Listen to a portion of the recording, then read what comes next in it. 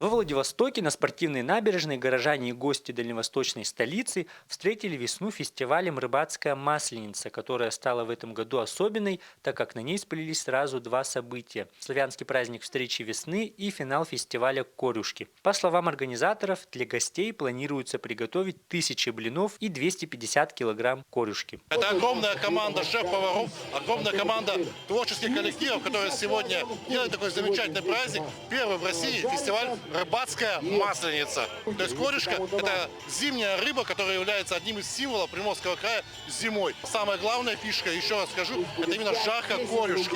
Мы пожарили корюшку, сделали хорошее настроение жителям и гостям города. Ну и даже такая вот серая погода раскрашивается вот такими замечательными яркими красками.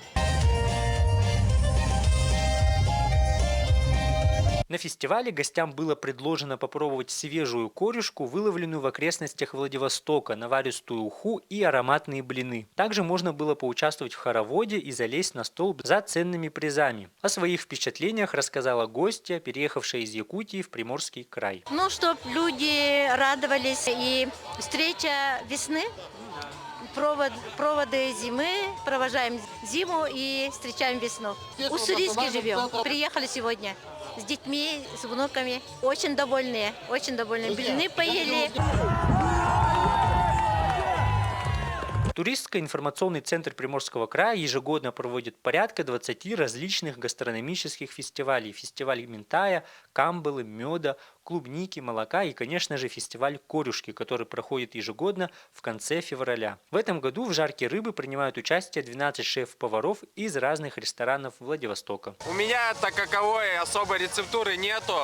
Просто, как и у всех, мука, масло и соль, ну и перец черный молотый. Все, чем проще, тем лучше, чтобы не забивать основной вкус корюшки, чтобы жителям Владивостока все могли успеть попробовать желающие. Им очень нравится, вкусное, свежее.